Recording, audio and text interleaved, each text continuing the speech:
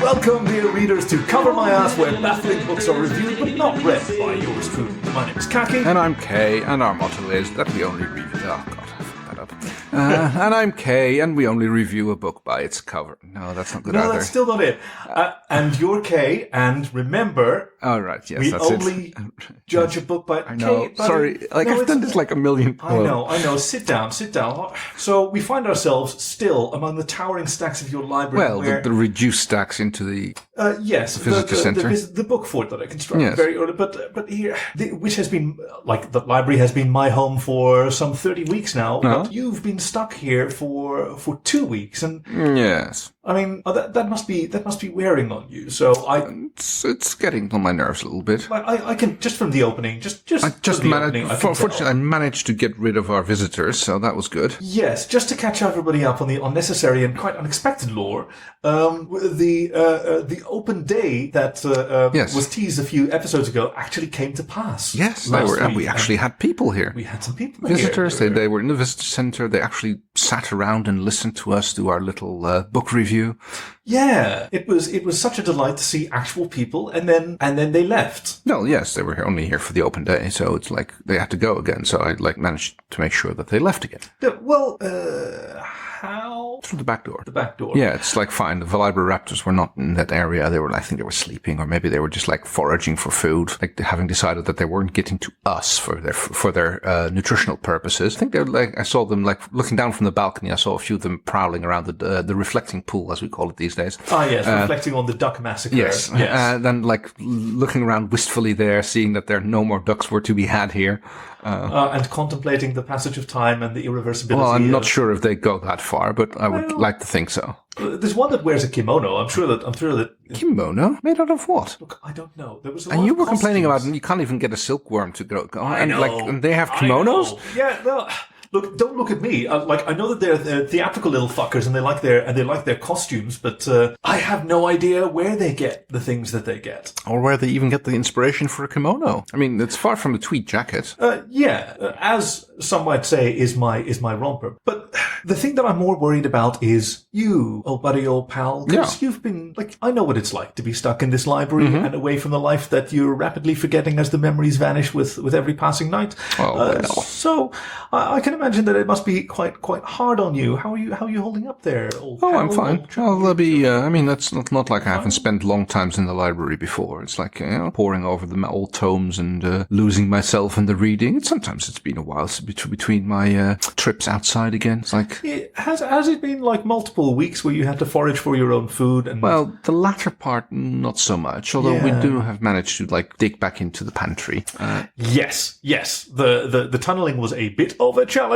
It's surprisingly hard, those old walls here. And we don't exactly have good tools here, so that's mostly bits of wall. Yeah, and we managed to sacrifice a few awls and picks from the book repair shop. So that helps. Studio, that helps digging through the walls. But still, sandstone. It's not very hard stone, but still, it's quite a bit of effort to get through. Yeah. Just time and pressure. Also, inhaling the dust is not very good for you either. It's a good thing we don't have saws, otherwise that would have got bad. Okay, no, that's very good to know. And so I have some advice for you. Yes. To help you through this time, because as our loyal readers at home know, we are still under siege by the Velociraptors who hate the books based on films based on books. But as a junior librarian, and you as owner of the library are staunch defenders of these precious resources. Yes. So we've made a little fortress out of the visitor center. The thing that I found that really helps with the crushing loneliness and despair is to give yourself little quests to find little missions to fulfill. So it can be exploration. I'm pretty interested in costuming and pageantry like that. We are kind of stuck here in the visitor center annex refectory, but but you're only trapped by your imagination. Or I should say that your imagination is a multiplier for any prison you might find yourself in. Well, we do have lots of books, and there's always a good way to lose myself in one of those. I mean, I could just pull one out of the walls. Oh, no. The structural integrity must come first. Well, Yeah, well, the library raptors like certain allowances could be made. to. Also, I've been thinking, we could just like take those books and hide them in the rafters, or maybe under the false ceiling of the cafeteria. And then we open the doors to the Velociraptors and we let them walk around, and they'll like do their little sniff, and they'll try to find the books. And they might tear your backpack apart because it still stinks of those books. But after they don't find anything, I think things will go back to normal. That's. I mean, it's a risky proposition. Still got the broom. Like if they get nippy, of course, we've got the brooms. If they get nippy, then it. Okay, we can try and conceal them in the ceiling. I think that's a very promising idea. Let's work on that the coming week. Yes, a quest. A quest. Yeah. Like we have in our book. Another contender for the Podcast Segway Award of 2018. Yes. What do we have in store for our readers this week? Right. This week's book is by Esther Friesner. It is called Chicks in Chained Mails. Yes. It is the sequel, again, to Chicks in Chainmail. But we're not doing that one. We're doing Chicks in Chained Mails because we thought that would be a little bit more interesting than the original. Chicks in Chainmail is... It's like it's a done trope, and Chicks in Chained Mails adds a new dimension. The previous one was very clearly a gentleman's entertainment. If you look at the front, which has got a bit of a red versus blue theme going. Yes, two ladies in chainmail, like the basically two typical, very fit women. Typical chainmail bikinis. Yes, the absurd, utterly impractical. Well, it's the inverted law of armor class, basically. Oh, how does that go? It's like the less armor you wear, the higher your armor class is. I think it's got something to do with your opponent being distracted. So in this case, that's a bit of a tricky proposition. But yes, we have a blonde-haired woman in an armor bikini wielding a sword. Yeah, they're both wielding swords and shields. Raven-haired lady. Oh yeah, very nice. And the other one is kissed by fire. Because she is a ginger lady. She's Irish then, I guess. So could the other one be. You got black Irish with her curls. Yes. That my mother was always very envious of back in Ireland. So, yes, Chicks in Chained Mails. It's a little departure of the previous book in the series. I agree. Because even just the pure synopsis of the previously in the Chicks in Chainmail series, it was clear it was just a whole lot of young male wish fulfillment about buxom Amazon chicks fighting their way around. Yes. Well, we're several years down the line in this book, and it's like things have taken a bit of a turn for the worse. Namely, it seems that it's been becoming harder and harder, no pun intended, for the populace of the land to reproduce due to a frightening drop in male fertility, it seems. Yeah, due to a significant shift in the gender spectrum as a result of an unnamed calamity, which explains why the last detail on the cover is a plain clothed young man in chains over whom the two women seem to be fighting. By the way, I keep forgetting to mention this, if you look down at your podcasting device, you should be seeing the cover of today's book, and otherwise you can look in the show notes for an image and a link. And of course, if you follow us on Twitter at Cover My Asscast, very good, then you can always see this week's episode cover as well. That's a very good point, because we always post the unedited cover of today's book there as as well. Very Fantastic. good mention. Yeah. I can see you picking up. See, like having a quest sort of cheers you up and then your brain starts working again. Oh, thank you. I think that was a compliment. Speaking of damning with faint praise, let's have a look at what the synopsis is, because it says here that Kenneth, a college DM, accidentally transports himself to a world where those precious few fertile males are little more than valuable but mindless studs, where his encyclopedic nerdery is mistaken for the lost art of sorcery. Now that was a bit of a giveaway. Yes. It was almost a shame that so much was given away on the cover, because it takes a while for the story to pick up at that point. It kind of starts off with the, let's call it in media res, of our hero Kevin finding himself pretty much in the scene as it is described on the front cover of the book, where he's wondering how he got here and why there are two Nuba ladies. Oh yes, and those are, hold on, Jordan the Javelin and Hilary the Halberd. They are fighting, and it seems to be over him. He's also wondering why he's chained up.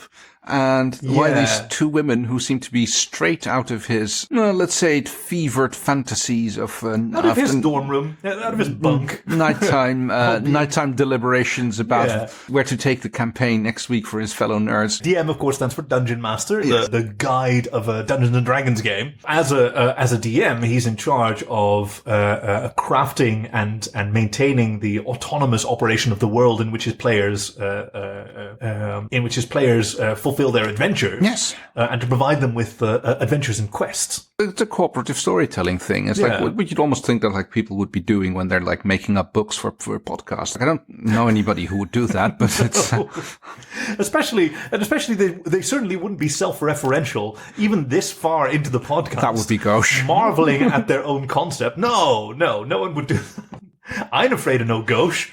Ooh. Yeah. Ow. Bustin' makes me feel good. So, yes, it begins in media res with our hero, and I did notice that you called him Kevin. I think he was called Kenneth, but Kenneth. Sorry, yes, no, you're right. I think I can understand the confusion. What's the frequency, Kenneth? Ms. Friesner seems to forget his exact name almost immediately. Like it's Kevin, and then it's Kendall, and then it's Kieran, and then it's Keith for a while, and it just like goes all over the place. So yes, the fight is short and bloody because it turns out that chain-built bikinis are all nice if you're fighting another guy, but if you're fighting another what last, then like they're going to go for the unarmored bits. Yes, the whole distraction thing doesn't work for anything. Doesn't really work. So it's an incredibly vicious and violent and bloody. And Jordan's javelin goes right through Hillary's sternum, and the fight is over in no time flat. For our readers at home, we maintain the progress through the plot with notes on what we call the Omega board, and now for the first time he has crossed out an existing note. This is still there. I'm just marking it as deceased. I'm just kind of shocked. I didn't know we could do that. It almost feels like writing in the margins of a book. I have strong feelings about that. I mean, it's permissible depending on the book, but it's... No, and I think it's entirely necessary in this case to maintain some semblance because this book goes through quite a few characters, and I think it would be easy for us to if we can remember which is the current ward of Kevin. Of Kieran, yes, that's right. Yes, that's what I said, Keith. Which is Jordan the Javelin. She is victorious. He starts questioning our good Kevin about where he's from, was a very good device because that does allow us as the reader to find out more about where he came from and how he's feeling. He's rather confused as to how he got there. Yes. He's a bit there's investigation of the area reveals a witch's summoning circle or something along that. There's clearly some arcane symbols which have been burnt out in the grass. Some smoke continuing to rise, the scent of sulfur in the air. Exactly. Bats screeching instead of birds. A circle of wilted mushrooms. Ooh. Mushrooms. No, I'm fond of mushrooms. We're not going to go on about tea again, are we? No, I'm just fond of mushrooms. Okay. It's like everybody's entitled to their foibles. I'd have some mushrooms later. You could try the crawl space. There's a crawl space. Yes, of course, it's a crawl space. Well, why didn't we try that? Well, why haven't the Velociraptors tried the crawl spaces yet? They're clever, those little fuckers. I've seen Aliens, or rather, I've read Aliens, the book of the film. Yeah, but the entrance to the crawl space is always covered by cocoa mat, a mat made from coconut fiber. They can't lift it. They can't get their fingers underneath it to get the mat lifted up. Precious. Yeah. Because they've got little forearms. So yeah, but they can't. I mean, have you ever seen a Velociraptor try and touch their own toes? Yes, I have. It's the cutest thing. It's a little squawk and then they face plant and then it's like yeah. It reminds me of a Billy Connolly joke. The beautiful imagery. Have you ever seen a dachshund trying to get up the stairs with an erection? Bless Biggin. Yes. But so, as a fish out of water, he doesn't really get through to her, or he doesn't really satisfy her desire for more information, because what he says to her makes no sense. He says that he was just in his dorm room. He says that he was preparing for his next D&D session. Yes, he was reading up on the spell list, which makes her think that he's the one who was responsible for the summoning circle and all of that going around there. Shouldn't have said that. He doesn't know what he's talking about. He thinks he's talking to a girl from the nearby Comic-Con event. Yes, that's right. He thinks that this is cosplay gone horribly right. Well, he is splashed with the blood of. Oh, it's hard to see when it's crossed out. Hillary the Hellbird. Yes, he's like sitting there with the stabbing, and he's like trying to with the what? Stabbing. Please. It's from The Meaning of Lith. The Meaning of Lith by Douglas Adams. Stebbing is a awkward erection that you cannot hide because you have too short a jacket on. So it's like Yes. it was a game they used to play, and they actually turned into a book. They pick a name from a town, from a village, somewhere in the UK, that's what it was. and they make up a dictionary definition for that. Yeah. So in order to distract himself from that awkward situation, he tries to explain more about the D&D campaign that he was making, because Yes. that's how he interprets her question about these spells that he was talking about.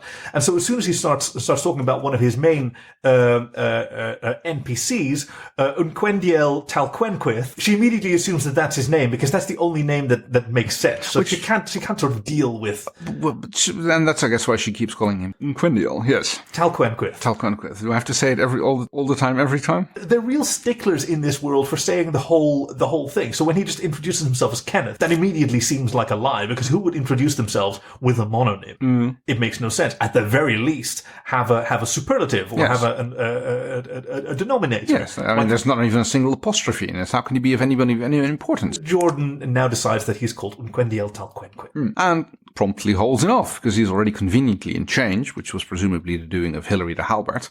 Yeah, she'd started the work, and Jordan finished it and dragged him off. Jordan finished Hilary. Oh yeah. Oh, they dragged him off towards the guild hall, of course. Ah yes, the guild in Mount Throb. Manthrop, yes, of course. Well, that makes sense, because, like, he's a male, and, like, Yeah. he's an enslaved male, and enchained male, one would even say. So he must obviously be valuable, because otherwise why bother with one? So it is to the Sluts Guild. The Sluts Guild, yes, that's right. Because this man has to be evaluated for his value. Yes, yes. Where the chick warrior in this case, Jordan the Javelin, is greeted by He's just randomly picking up notes of his both at this point. So. that's Robin the Rapier. Robin the Rapier greets Jordan the Javelin at the door. And after a hearty greeting, because they go back a long way. I believe that Robin the Rapier, before she settled down as to run the Sluts Guild as the administrator, she was quite the dashing adventurer herself, and she may have. It's the only way you become guildmaster. Yeah, right. And perhaps I got the impression that maybe Jordan apprenticed under her, and that's why they're so fond of each other. Oh, it could. Well, they certainly greet each other as intimate friends. Well, the bosom buddies. I'm wondering, well, like when you're doing this whole chainmail hug, it's like, you know, when you're leaning into a kiss, one person leans left, the other person leans right, to avoid like awkward teeth clashing and stuff like that. I wonder if the same happens if you have like got chainmail bosoms, if you kind of have to like angle left and right so that there's like a little bit. I wonder if there's like rules of etiquette for that you sort of check out each other's equipment, before you go in for the peck, and the wibble wobble. I suppose, yeah. But it would make sense for there to be a convention about which direction the weft of one's mail goes, the chains, so that you can do the brushing past and the embrace without like interlocking and just being stuck. But that's only when you have poor manufacture. If you've got like little gaps between the rings, and almost like as bad as getting your braces stuck when you're kissing someone as a teenager. Crap. Yeah, well, in this world where so many of the chicks are wearing chainmail, like especially the ones hanging around the guild hall. Guarding the Sluts Guild at once, because it is one of the more dangerous places in the lands of Scantilla and Voluptia.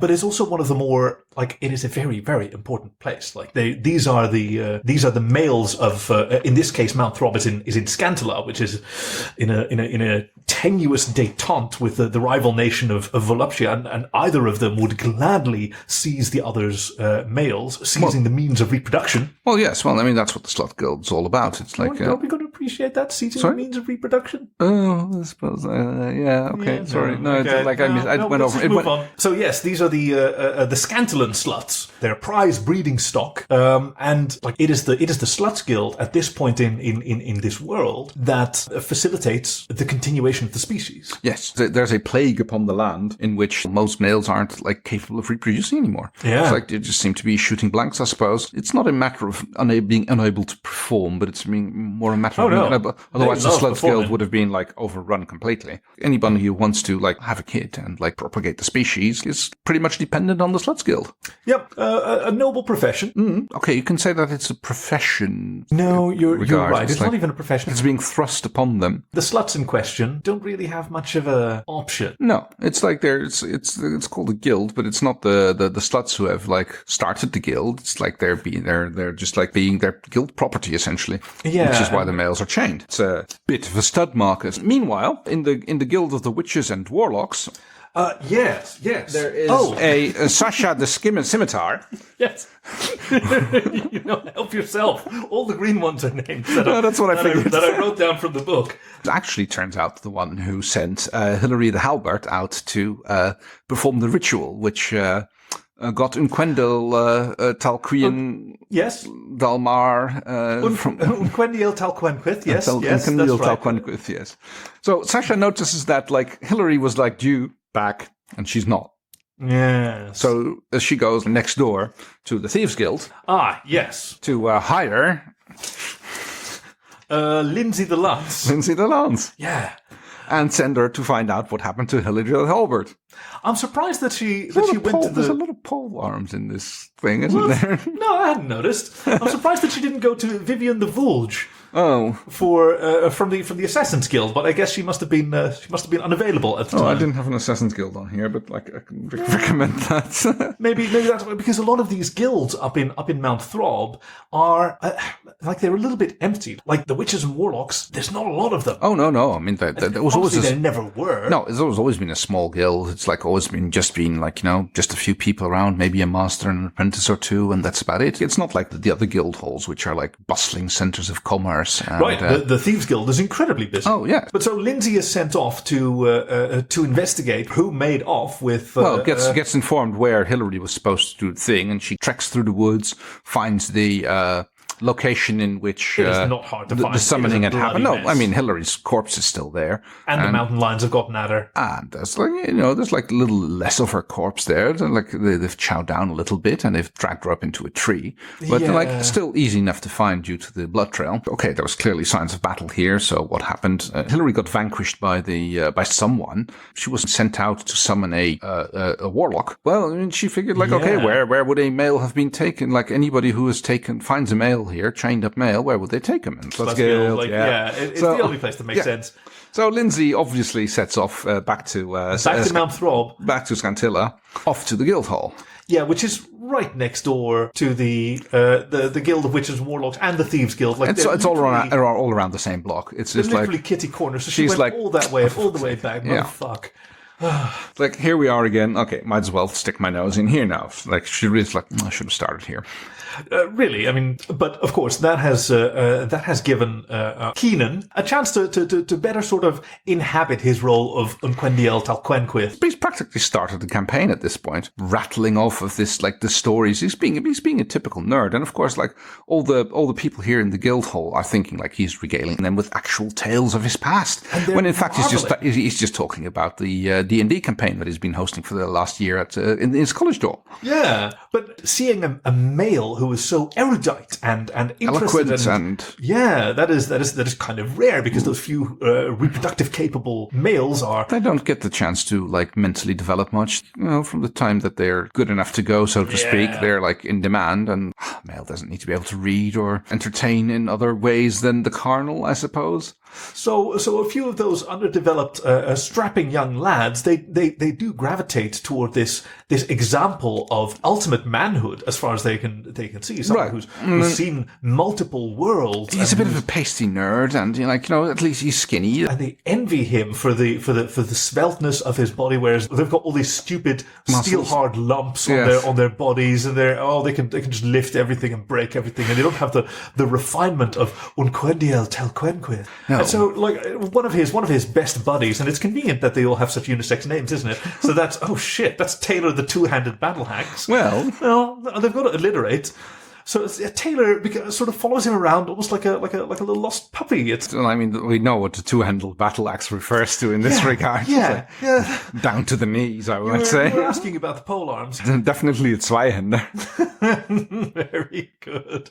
And so Cody sort of takes him under his wing and gives him a D&D name. And at this point, Taylor, the two-handed battle axe, becomes Jizzed Joe Urden. So he's the kind of DM who does creatively like steal. Yeah, steal is fair to say from various source materials. And what source materials did he steal this one from? Oh, I thought you were a nerd. Drizzt Joe Urden, the drow elf of many books. And he's just one of those breakout characters that a lot of novels sprung up about. I did read my share of D&D novels back in the Dragonlance days, but I'm afraid that the whole Underdark. Yeah, I know where it's from. I did not read much into those books.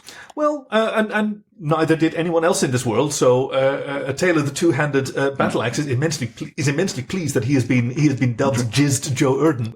Lindsay the Lance bursts into the Sluts Guild and goes straight up to which one did we say? Sasha. No, wait.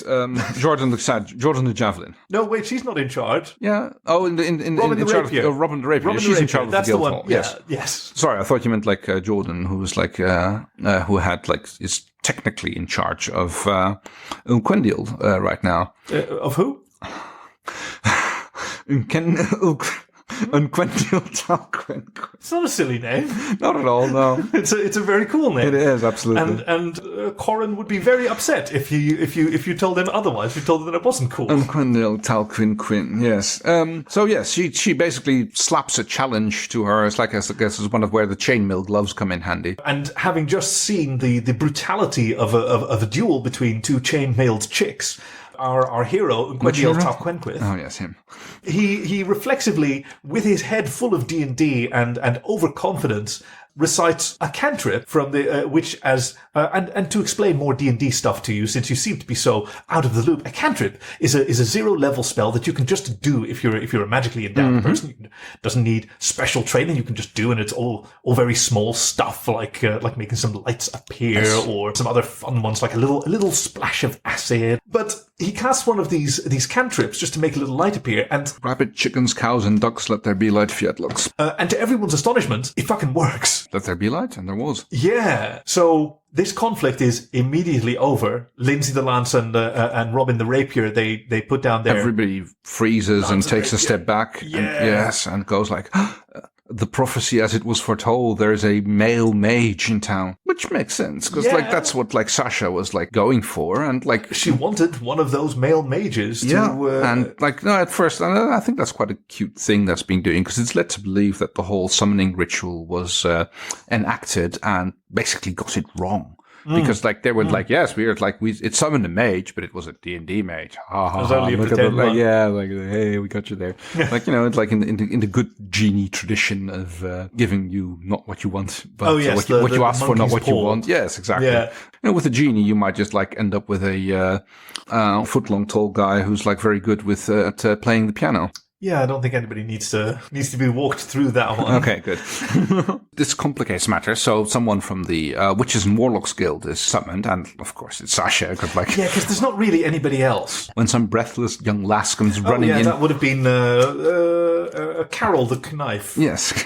You can tell that they're kind of an NPC on the side. They're not really very carefully I mean, she's just a young little lass who's just like working her way through the guilds and like trying to like work up to her own first set of chainmail, and she's capable of filling it out a little bit. It is not mentioned what she's wearing. Oh, no. Huh. Oh, I kind of like... it must be like novice's robes, right? Yeah, something like that. Yeah, I guess it's not important to mention if it's not chainmail. I mean, like every chainmail in the book gets like described into, well, almost boring, minute detail. Yes. And brigand and chainmail and like interlocking, double interlocking, adamantite, like ring-locked... very good. Pin-locked. Or just like crimped shut, or if it's actually... the various... riveted shut, that's the word I was looking for. That many synonyms for chink. there's that. Yes, It's a very onomatopoeic book. yes, there's a chink Maybe in the that was. chain. I mean, if we look at the cover again, I mean, it might just be chinks in. Whoops! No, I don't want to say that out loud. That's not what I meant to say. No. Whoopsie doodle. moving safely along. Now that the secret is out, the various guild leaders, including who else? Well, there's the head of the Slaves Guild. Oh, yes, which is where all the non-fertile males tend to end up. Yeah, Courtney the Cutlass. At this point, it turns out that there's one person missing after basically all the guild masters are called together regarding this matter. Oh, yeah. Yes, and turns out there's one guild master missing, which is Bobby the Blade. Yeah. Who happens to be the guild master of the Nemesis Guild. Sasha and the other guild masters decide that, like, which ones again? That would be Robin the Rapier. Yeah, and, from the Sluts Guild. Yes, and Courtney the Cutlass from the Slaves Guild, and Carol the Knife. No, she was just a. She was just a novice. Sorry about that. I don't think you read this book very carefully. Oh, I might have read the cliff notes. Well, thankfully I took some notes. So the guild masters decide what the cause of this threat to the land is, and send some investigation in to, as we say, feel Bobby the Blade by the tooth, as we say it in Dutch. They send off Jordan and Mason Love and Quendil Tal Quinn Quinn. Unquendiel Tal Quenquith. I've only said it like 20. It's the TH at the end. For the readers at home, it says Unquendiel Tal Quenquismudge. But Yes, because I ran out of notes. I know. And it's a really long and very cool name. They should have left away the space there, but never mind. Everyone's a critic. Well, yes, we review books. Of course, I'm a critic. Yes. They send them off on a quest of their own. Yeah, a fact-finding mission. It's like there's a lot of debate on whether such a valuable male should be exposed to dangers like that. But, they go like, I mean, why send him if he we can keep him here, but he's going to be useful doing the things he does. And we haven't had a warlock for years. I mean, there's been many debates about if the Witches and Warlocks Guild shouldn't be renamed to the Witches Guild because there hasn't been a warlock in centuries. Or frankly, the Frauds Guild, since they don't really seem to this summoning circle was the very first bit of actual magic that they managed in recorded history. Yes. Ever. And before we don't do magic, we just talk about magic. It's like, with the exception of, and at this point, I think the writer may have made a terrible mistake when they just wrote the actual historical figure who caused this calamity in this world, had just a random name like motherfucker Beverly the Battle Axe, which makes no sense Battle Axe, makes no sense for a great warlock, a male in this case who through the practice of magical experimentation accidentally unleashed this thaumaturgical scourge. plague. Yes, the scourge, the cause of infertility between of the males in the land, so to speak, and to be seen himself again. Unquendil Tal Quinn Quinth. Oh, yeah. Quiz. And Quendil Tal Quinn Quith. The fact that he was the mage that they were trying to summon might have actually made the summoning work. It's like if they just locked onto some other male who didn't have the power within him, so to speak, it would never have worked. Right. So I guess it's just one of the little serendipities that an author occasionally allows himself in order to make the story come together in a neat way. One of those coincidences that only happen in great literature and real life, according to a little quote from Darren Morgan in Millennium, the television series that I really like. This will take a lot longer than we've just condensed it to in order to review this book. Yes. I mean, we've just given the names of all of these people. If we took the time to actually describe all of their various chainmails and weapons and enterprises, and there's a lot of running back and forth between the mountains of Voluptua and Scantilla. There's a lot of jogging. There's a lot of jogging. There's a lot of jogging and bouncing, and for some reason, the main path between these two rocky nations is along the beach, so they have to do a lot of beach jogging. Especially those scenes, I can't escape the visions of Vaseline smeared on lenses, low light. Right? And I've never sparkling seen water droplets being thrown up by feet running through the close-ups of various jiggling terrain features. Yes, the gently undulating yet firm curves of the dunes. And I've never seen something written so clearly in semi-slow motion. Sergeant Trap just took me half as long to read as the other ones did. It was amazing. It was mesmerizing. It's like the brain slows down along with the frame rate. Da, da, da, da, da, da. Oh no, that's da, da, da, da, playing with the boys. No, yes. I need a...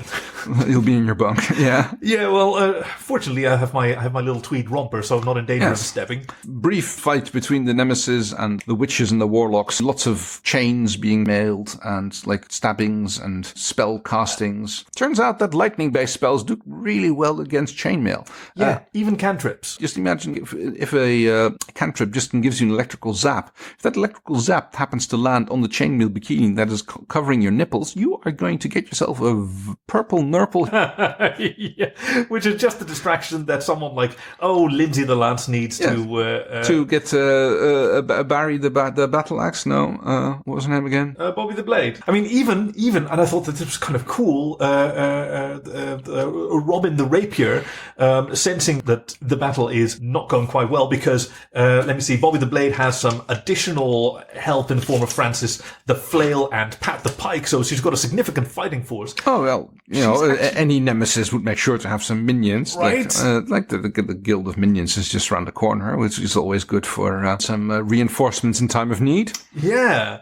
But so Robin the Rapier, very cunningly, as the master of the Sluts Guild, has recruited Jizzed Dro Erden, who appears on the battlefield, glistening and not even chainmailed. No, it's very daring, very distracting. He is covered in oil. He slips and falls almost immediately, but I thought this was a lovely bit of literary symmetry because the whole thing of the original book Chicks and Chainmail was that a woman fighter wearing very little, as they do in Scantula and Voluptia, had the advantage over easily distracted hetero males. And it's come full circle. Now it's just like the oily muscles and the... Yep, all these is it a jockstrap that he's wearing? Can you imagine a chainmail G-string? I guess a jockstrap really would be the way to go there. Right? Yeah, absolutely. And you probably have to shave. If you don't, then you're going to get epilated. So yeah, end results the same. Results the same. With the help of his distraction and some combat prowess, a little bit of spell distraction in times of need. Yeah, the nemesis are defeated, and the noble guilds are victorious. Yes, there's a big guild party, lots of sluts being paraded out to please the victors. But sluts who themselves now see opportunity for themselves, like more than just breeding stuff. Well, it's going to be a while until the curse has been lifted completely. I mean, like everybody who's already affected is not going to get changed, but at least they know that future generations will not have the Bobby the Blade's evil malicious curse upon the land. Plans. Yeah. Yes. And we close with, I mean, at no point has Kenneth, which is how he started, and now apparently the writer has remembered, really tried to get, home. I mean, as soon as he arrived in the Sluts Guild and took on the mantle of Gwendiel Talquenquith, that was kind of it. Oh yeah, he's beating it in the dorm room, so to speak. He has quests to fulfill. Yes, exactly. Yes. He finds himself entirely at home and in the now united lands of Scantula and Voluptia. Yes. Because nothing unites two intractable enemies like a common foe. It's one of the more satisfying endings. It's a bit cliche as well, like, little nerd gets his happy fantasy fulfilled in a way that he could not have even imagined. Can't help but notice that we need to... Oh, yeah, we need to choke out Bobby Francis and the Francis Flail and Pat the Pike and which other one? Bartlis the battle axe or whatever her name was, I can't read it again.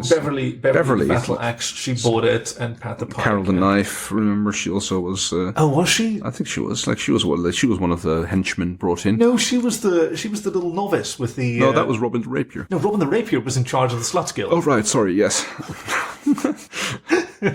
I'm being set up here. You have indeed, but this is one of the ways that I'm trying to lighten your spirits, to give you little challenges, little quests that we have to fulfill. Absolutely. Much like Gwendiel Talquenquith, because that is his identity now, is left. Mm-hmm. He has the responsibility to restore this land to its former glory. Yes. Unfortunately, the other person who buys it is Jordan the Javelin. Who, that was abrupt, wasn't it? She fucking dies. Well, not the. I mean, she's like the last one who gets like bladed by Bobby. And of course it lets Quendiel Talquenquith the beautiful position of becoming the guild master of the Sluts Guild. He's got an honorary position in the Witches and Warlocks Guild as well, being the first male warlock in wherever. Yeah, it's weird how he becomes master of the Sluts Guild when Robin the Rapier, the master of the Sluts Guild, is still alive. But I guess she abdicates or something. No, hang on. Who just died? I think Hillary the Halberd. Oh, Hillary. Jordan the Javelin defeated Hillary the Halberd and brought Unquendiel Tanquenquith to the Sluts Guild, led by Robin the Rapier. Never mind. Yes, sorry. No, she's dead. I mean, she's fucking dead. Okay, well. And now there are 2 masters of the Sluts Guild. Well, we have. It got really weird.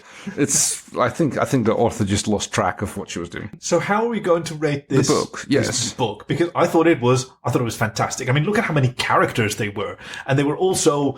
I mean, I was going to say they were all distinct from each other. They all had different chainmail and I guess a different guild pole arms. Yeah, lots of arms. I mean, if you set up a matrix between our weapons, guilds, and alliterative names, there's not much of an overlap. Not any, I think. Actually, no. Which is impressive. Like, it's one of those rare anti-Venn diagrams where there's absolutely no overlap. No, exactly. You can only exist outside of the. So this makes it quite difficult to rate. I mean, certainly we loved it, but how are we going to rate this book? Oh, let me see. Do we want to go with magic or sluts? Oh, do you have a good slut number? A D20? Oh, yeah.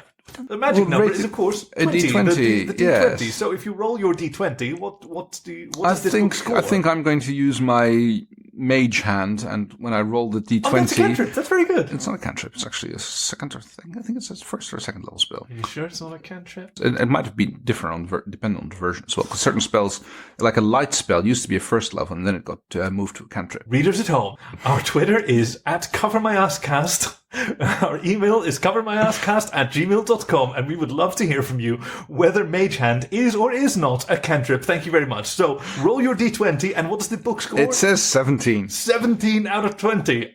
Another, I believe we've had a 17 out of 20 before, so this is a par for the course. Yes, because they made that great joke about how it appeared in the first episode of the second season of Lex, 17 times out of 20, said by the robot head 790. Yes. My God, I need a life. Well, it's also a prime number. And speaking of prime numbers, the primary way that you can show your appreciation for this podcast, Podcast Every Awards 2018, here I come, is by leaving a review on your podcasting service of choice, or just let us know that you had a good time, or even better, let a friend know, especially if that friend is a podcasting service full circle. So what do we have in store for our readers next week? Yes, next week's book is by Tom Robbins. It's called Half Asleep in Frog Pajamas. That about covers it. Thank you for joining us here at Cover My Ass, where baffling books are reviewed but not read by yours truly. My name is Khaki. And I'm Kay. And remember, we only judge a book by its cover. Get a little frog kigu or something. Yeah, we'll have matching kigus. Yeah, best kigu buddies. Yes. Like, don't you want a Velociraptor kigu?